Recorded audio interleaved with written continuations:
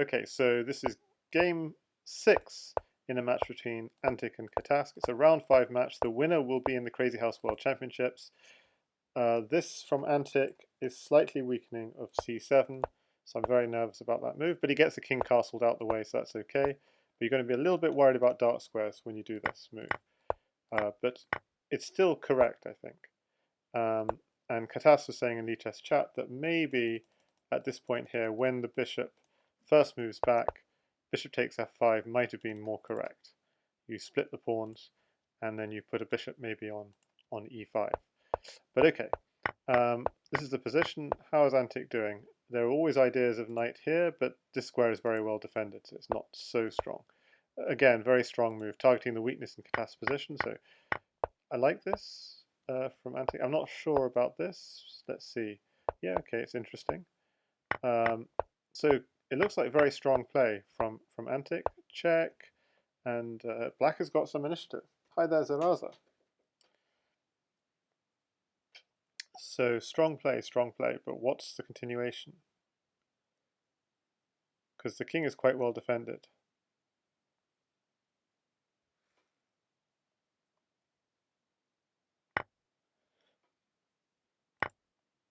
So what did he do again? He just took a pawn, attacking the queen and exchanged queens. I think again this is really nice. Exactly.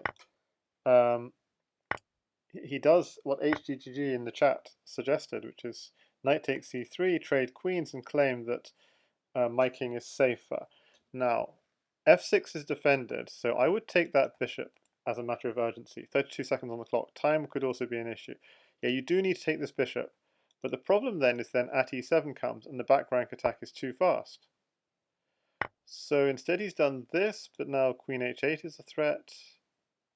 And if you go this knight here, then yeah, this is a problem. g7 is not defended, so this is game over. It was queen takes pawn was mate in 1, but okay.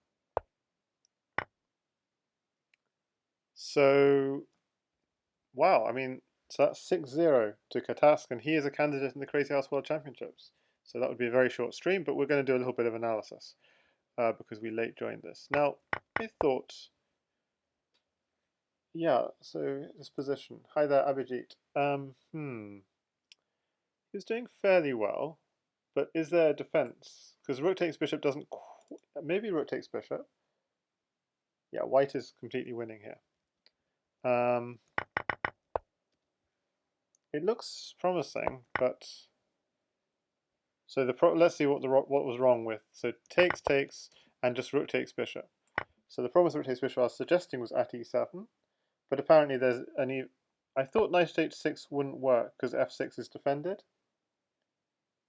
So obviously you can't go into the corner because of the smothered mate, but you can't take either because although f6 is defended, e7 is not defended. And that's one idea. Knight e7 takes here.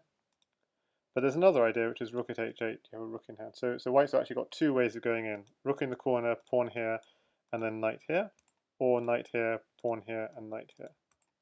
So I'll just show one of them just as an example.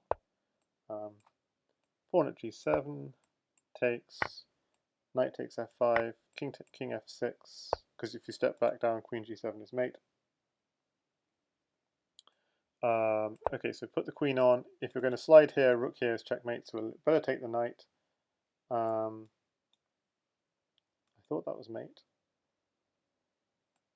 Okay, it's not because you can still take the knight. But then this is checkmate. But so what else could happen? He could take the knight immediately, but then if he takes the knight immediately, then oh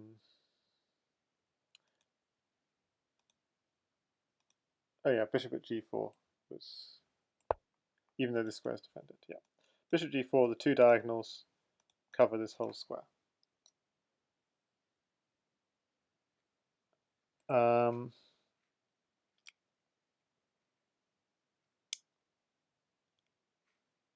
Okay, so what went wrong in this game? Because it looked like, yeah. So already I guess this was bishop at c7. I mean, arguably, c6 was already the slight weakness. Well, I think engines like c6 in this position. You see here, engines like c6, but it's already provoking a slight weakness. And in terms of the bishop takes f5 move, I was thinking bishop takes f5 here.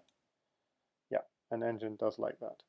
But okay, so that was a tough game. Was black doing well? Apparently black was doing well in this position. This is a slight error. I would play this without any hesitation at all. But apparently moves like bishop at a3 targeting the dark squares is a good idea. And the reason this is a slight error apparently is because of this bishop h6 targeting this kind of move. So it's saying knight takes e5. Yeah, which one do you want to take? There's a choice. But okay, some kind of combination of things. But at the end of the sequence, takes. Apparently he wants to go knight at h6. So okay, so either some huge sequence of takes, or bishop at h6 straight away apparently is strong. Because if you take here, then maybe bishop takes here and takes here. Or bishop takes here, if he drops the bishop, then take that and pin the rook. Unclear. And engine is even suggesting maybe take the knight. Okay, so very complicated. So apparently this is slightly weakening, although it's not clear. But okay, let's just have a look at some of these earlier games because they were interesting. Okay, game 1.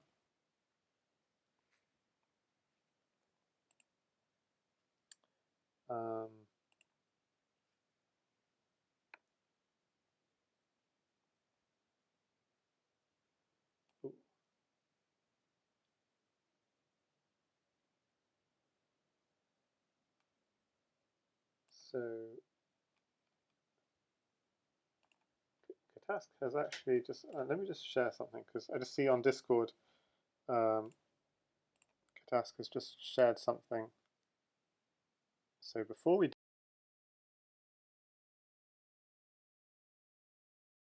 look at the games, let's just quickly look at this position from one of the games, and it's not standard, it's Crazyhouse. So,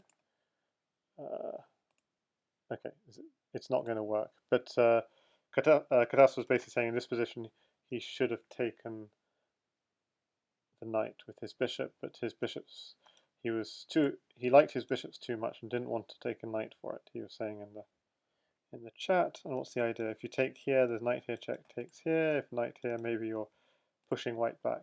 But okay, I'm not sure of the details. Okay, let's look again at the games. So this is game 1. So we see a London system from white. So I'll play it a bit more slowly. So this is all very good. From Antic until this move, I'm not sure about, because this created a target on h3, and I was watching Flourish's live stream, and I suggested that catask would indeed do this, and he did, which is he sacked a piece for 2 pawns to open up the king, and then he took us all a little bit by surprise by sacking the queen as well. And he gets a big attack going, and this is a very important move. He has to go back to e1 or g1 apparently, or h2. This is a big mistake because he's trading this knight when white is the one under attack, and black wants trades. So in this position, this move gave an opportunity for white to do this. So I was expecting simply this, but apparently that's not necessarily the strongest move. Knight at f3 is a strong move, and it's a very natural move. It's just trying to provoke more trades. An entire sleeve says, looks like Jan Lee played a 3+2 training match against Opperwaisen. Yeah, he's done a lot of those. They've played, if you check out, they played about 9,000 games with each other. So this is a way of picking up another, of clearing away the defender of f3 while also trading. So the point is, if you take, you can't take with the queen because of knight here, so you have to take with the king, but taking with the king is also a bad idea because then there's a bishop drop picking up your queen. So you probably have to back off, and now, oh, this is a fun move. So the threat is if bishop takes pawn, we have mate in 2. Knight at h3, king here, bishop here. But if king takes, then knight g4 comes in, and same threat. If king goes back, knight here check, pawn here checkmate. So that's a rather sneaky idea. Okay, so knight at f3 is definitely the strongest move in this position, but instead catask played this, and it's still pretty strong. He clears away the defender and then gets in. He picks up the queen, check. Queen h3, beautiful find here from catask. The point is you can't take the queen because a pawn, black only has a pawn in hand, but a pawn drop is checkmate. So I'll just show you that on the board. But if you just block with the normal piece, queen takes g2 is mate. So you have to block with the queen, and then black has knight takes queen, basically. Picking up the queen cheaply. So had to do this, but in the game, Antic did this and got mated and won. So that was game 1. So it all went wrong, I'd suggest, just from that h3 move and allowing this attack. Game 2 was one of Antic's few losses as black in CWC, and a slight weakness on f7, but black actually feels like he's doing quite nicely despite that. Yeah, this is very nice. I think Flourish was actually suggesting on stream this move at a6, just undermining b7, because then this knight it's very difficult to know how to meet a6. If you take, bishop takes knight, and if you don't take, then it's taking here, and bishop takes knight's coming anyway, so really difficult. Normally, if someone does something like this, you might do something like this and give up a takes b7, b8, something like this, but it's just uncomfortable. You just wasted a pawn and cramped up your position. So very difficult, and the engine is suggesting this is another idea. It's just yeah, maybe that's a little bit better, but white would be doing very well. But catask instead went straight for the king, which is also strong. And what was I thinking here? I was wondering about at some point knight g4 idea. So takes. Okay, this might seem crazy, but why doesn't stuff like this work? So the idea is if you were to take the knight, then bishop takes knight, attacking f2. Okay, it doesn't quite work here, but okay, so it doesn't work. And also, he doesn't have to take the knight, he can take the bishop first. So okay, this, king takes, and again, I think people in chat were suggesting at f5, which is very strong, but he must have been worried about these sorts of ideas again. Again, if you were to take the knight, then bishop takes h4, and still apparently white's completely fine. But it's just complicated. But he took here instead, so now there are no tactics on g4. So he was really focusing on safety, guarding f2. And how did this continue? The sack on g4 came, but so black doesn't really have anything yet. King f8, knight h7, and the problem for black is that a pawn mates. So something rook here check, bishop takes pawn. It's kind of annoying. Bishop takes pawn straight away is even annoying. But okay, instead he took this pawn, check, and then here, and it doesn't really work. And catask cleaned up. So that was game 2. It was a good fight. Game 3 was another London system, and black is fianchettoing. Ooh, knight d7. Knight d7 is very unusual. I'd have expected bishop d7 here, The simple idea being if you take, then we've accelerated our development. We've developed 2 pieces, whereas white's only developed 1. So in that sense, knight d7 seems surprising. But probably the reason why you don't do bishop d7 is white doesn't necessarily take. Just go knight c3. Okay, so knight c3 came anyway, and h4, h5. So it creates a little bit of a hole on g5, but can we make any use of it? So takes, gets the queen out of the way, knight comes into g5, so great attacking ideas. Bishop here. I think catask thought for a long time on this move, maybe over half a minute.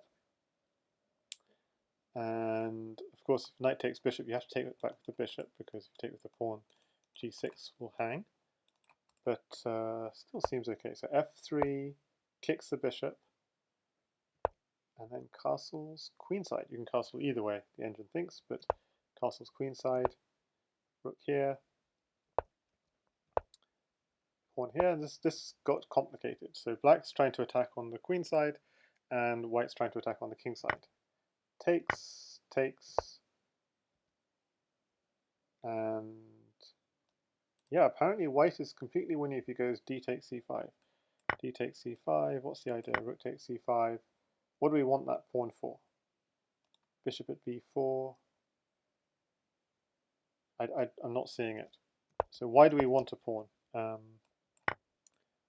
So I can see this bishop move is very defends everything, but I see you just want to come in here. And, oh, of course, sorry, I'm hanging this rook.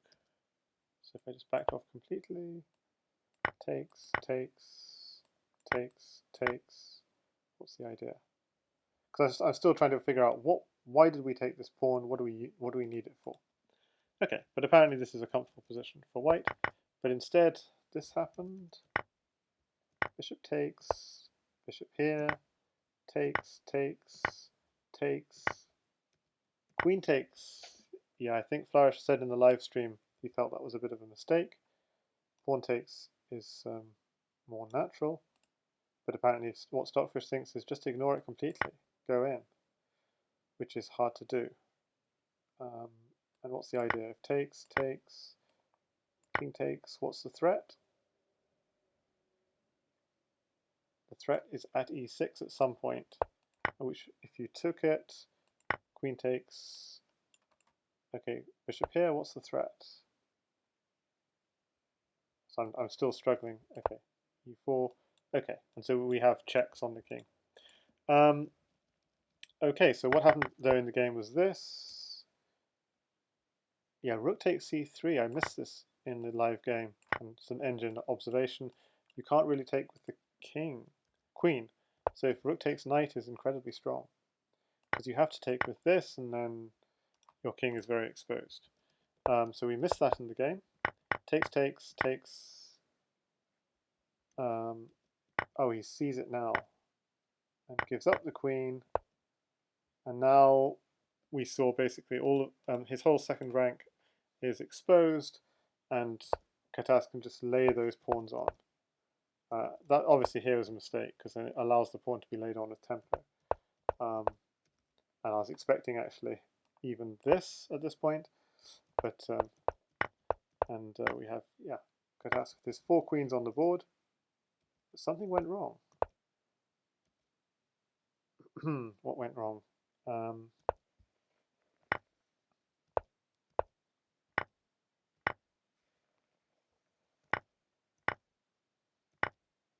So this turns out to be a mistake because of at f7 and knight takes g6 to follow. But okay, bishop at e6 looks logical. But again, this knight is really good for taking g6, so this is a mistake. So it would have been good to take with the bishop. Rook takes at h7, knight takes h7. It's really confusing. But apparently knight g takes f7 is a good idea. And what's the threat? The threat is to take the queen. So if you just moves the queen, the threat is knight h6, bishop takes at f7, and rook at g8. Okay, so white has some really dangerous threats. Okay, so knight takes instead. Takes. So this was probably Antic's best chance of a win. And in fact, he has a forced mate in this position with knight at h6. Bishop takes h. So I'm going to star this game because it's. I think I'm not the only one to star it. You already 3 people have starred it. King h8 at g7. King takes g7. Knight takes rook. King h7. Rook at g7. King h8. Rook g8 check. What's the idea? So the idea here you're going to go knight takes rook and rook here rather checkmate. So you have to take it, but if you take it with the knight, then at g7, and we want to take the rook with check, which we're going to do now. I mean, this is such a confusing variation, but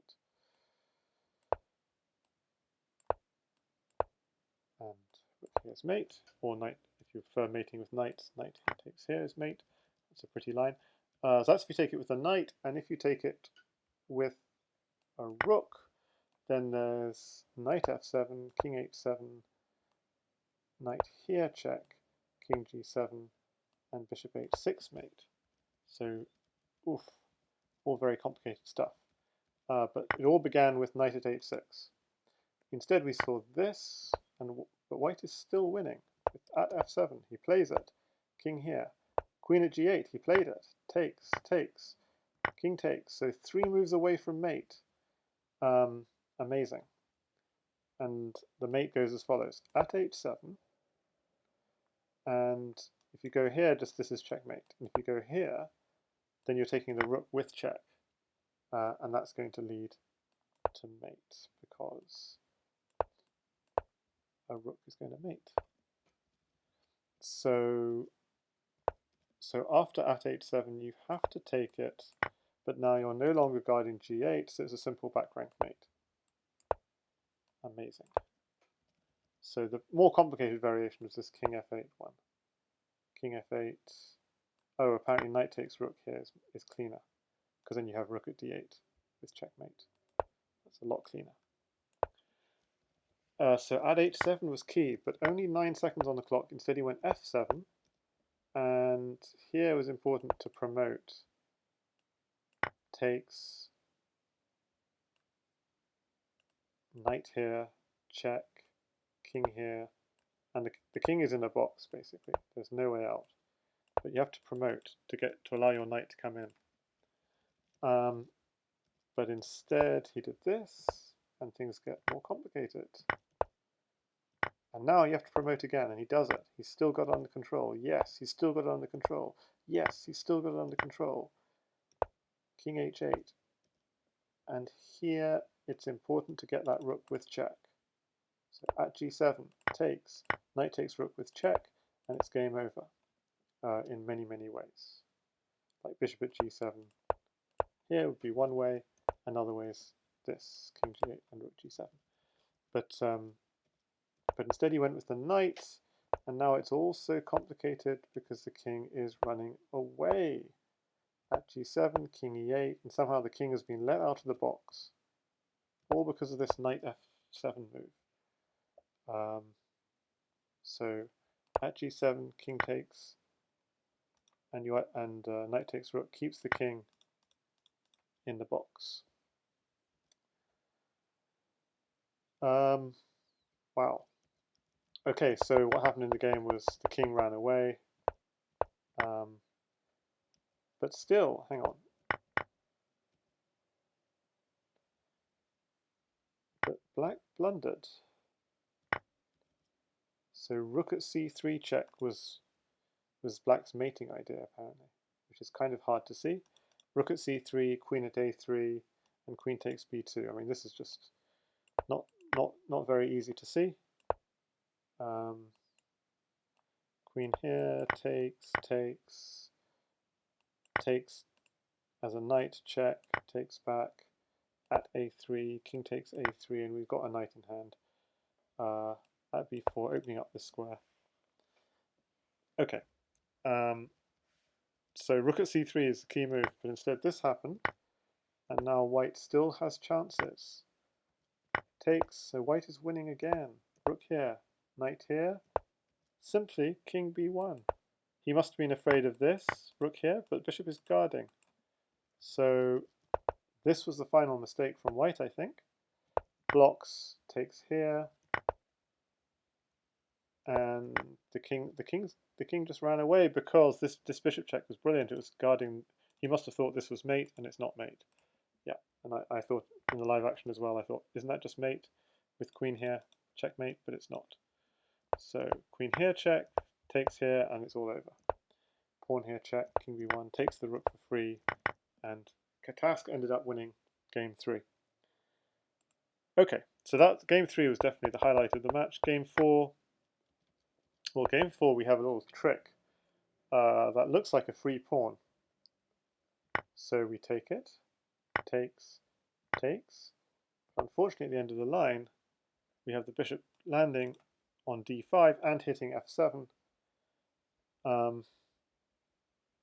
And you don't want to do something like this, or you will regret it.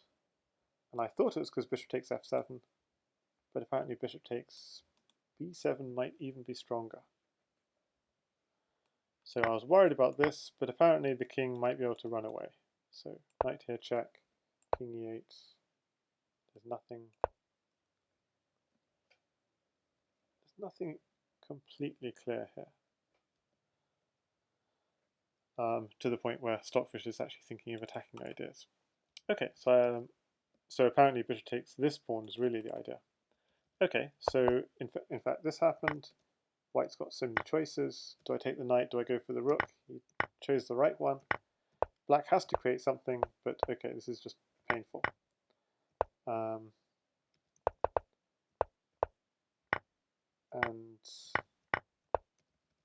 probably the only thing to do here was just to get castled and lose another piece.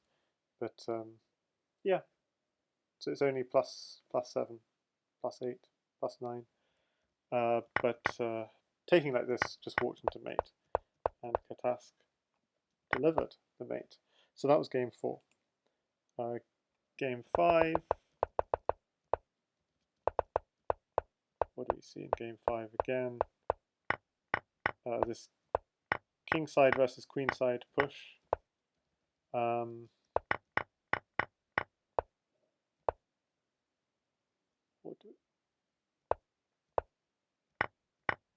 lot of folds in white's position, and white resigned. I'm not sure where it all went wrong.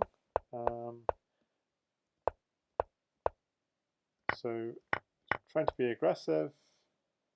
Yeah, this is a nice find from catask, and then still, yeah, I was thinking still he's holding on, but the engine doesn't really think so. Too many holes in white's position, while black is very safe. So that was game 5. And game 6, we caught live, and yeah, it was this one. So yeah, knight here maybe was not the right move. So what is the right move from catask? Bishop at d6, covering the dark squares. Knock there. But okay, so this came. So again, this Antic was actually doing quite well. Takes, takes, bishop here, knight here, king sidesteps. Oh, catask is white this game. Okay. Yeah, okay. I remember now. Okay, so then we saw the mate. Okay, so that was it. So I think game 3 was the highlight, definitely, with both sides having chances. So game 3 was a real interesting game with these two knights both hitting f7, and some crazy mating ideas. Queen takes b1. queen takes b1, maybe it was catask. Should have played here, it says. King takes at c2. Okay, so all very difficult moves to find, but instead this was played, and then there was this knight at h6 was mate in 11 in this position. Takes, takes, and the point is the king is in a box. The king is in a box, and the knight is taking the rook with check at some point, was the key idea.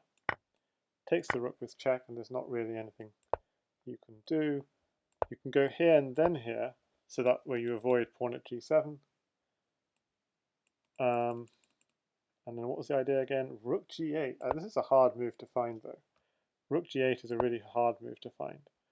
And the point is, if you just sidestep it, you're taking the rook and mate. If you're taking the rook like this, then what was the idea again? At g7 first, king h7, then take the rook with check. Yeah, difficult. And if you take with the rook, then knight here, and here, and here, and then you go here thinking you're going to run away, but no, oh no you don't, I've got a bishop in hand. So yeah, rook at g7, rook g8, difficult to find that in a game, and not clear what else. So apparently rook takes queen was also completely winning for white, if you get to this. So yeah, knight at h6 was the trigger that had to be pulled at this point, and takes here, pawn here check, king takes pawn, knight here, king here, and maybe even rook takes queen in this position would have been solid. Because you try and defend like this, there's knight g5. Knight g5, you could get a smothered mate. King here, rook here, knight takes rook, knight f7, smothered mate. That's pretty mate.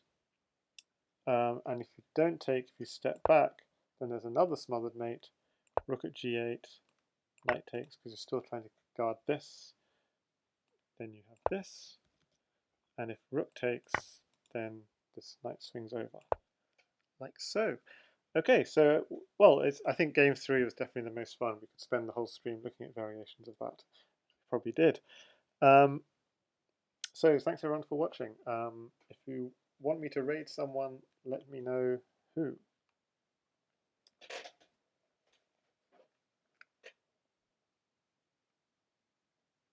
And congratulations to Catask for making the candidates. Not to anyone's surprise, of course. Looks like Flourish is still streaming, so what I'll do is I'll raid Flourish. So Flourish, actually, you should all go and follow Flourish, because he actually streamed the whole match. So Catask and GSVC are not the same person, no. Anyone telling you that is lying. GSVC is from Paraguay. Okay, enjoy Flourish, and do all go and follow him. He streamed the whole match. Bye guys.